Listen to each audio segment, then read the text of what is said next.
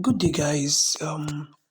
We are back again with another wonderful big screen review. Now, today we're going to be looking at The Buccaneers by Apple TV. Buccaneers originally is a novel written by Edith Wharton.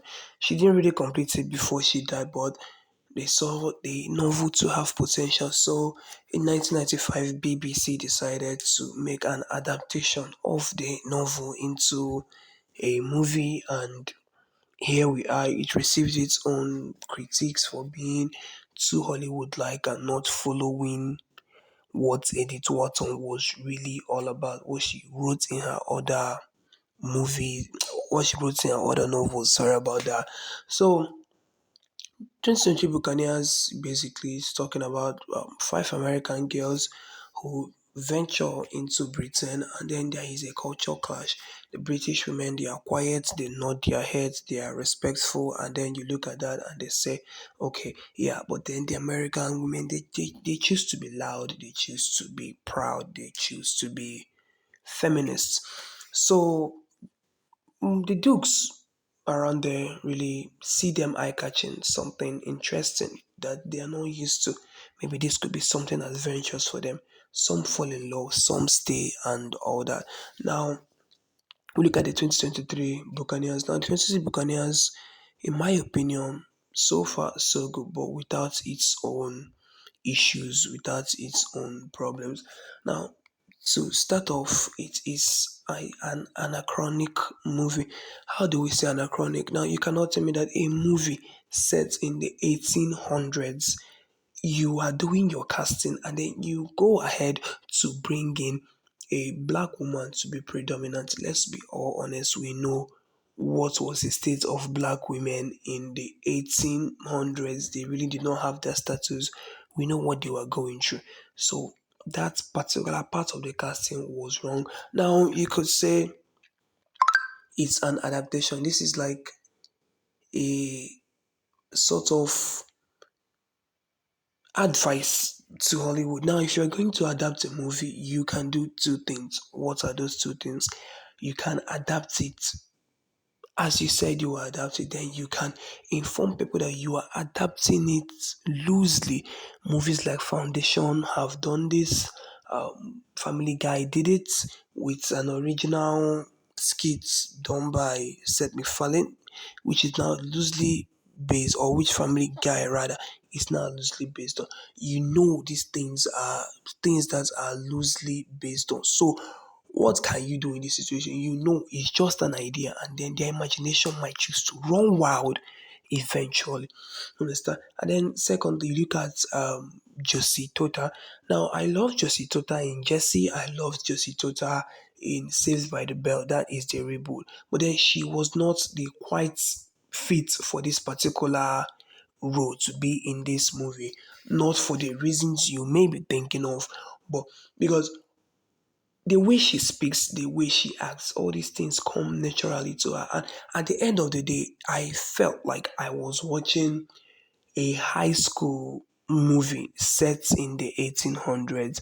And within their setting, both the camera lighting, both the songs, both the carriage, it didn't really show, or it didn't really tell us, make us believe that, okay, what I'm watching is a period movie. It made you feel like these are let's say 20th century or 21st century people who came to play dress up or who came to play a reenactment. And it was sad in a way to look at, because Apple this period, or Apple this particular year, they have been doing their best to be giving us hits and not misses. You look at Ted Lasso, you look at lessons in chemistry, yeah, but then letting such decisions ruin a movie that was good or that is intended to be good. Well, it has a lot of potential. It has a lot of, let's say, historical lessons you can take away, historical environments that you can feel like, okay, this is it, this is what it used to be. But they go ahead and then they do the Hollywood thing. They cast people who they feel should be there and not rather people who should be there, people who represent what was written in the novel or whatever thing they are adapting it. And regardless of the fact that it is adapted from a novel, when you're making a period movie, that time period should really reflect what you are writing, what you are casting, what they are saying. When these girls come together to make a conversation, yes, I know American girls are supposed to be loud, American girls are supposed to be feminist, pushing for, but then the way they speak, like they are not speaking like they want to do it. They are speaking like they have already done it. And we know the state of feminism in the 1800s. I know the state of feminism now. Understand? Like I said before, not to sound repetitive, I was feeling or I felt in entirety that I watched a high school movie where these five girls came together and decided to play dress up.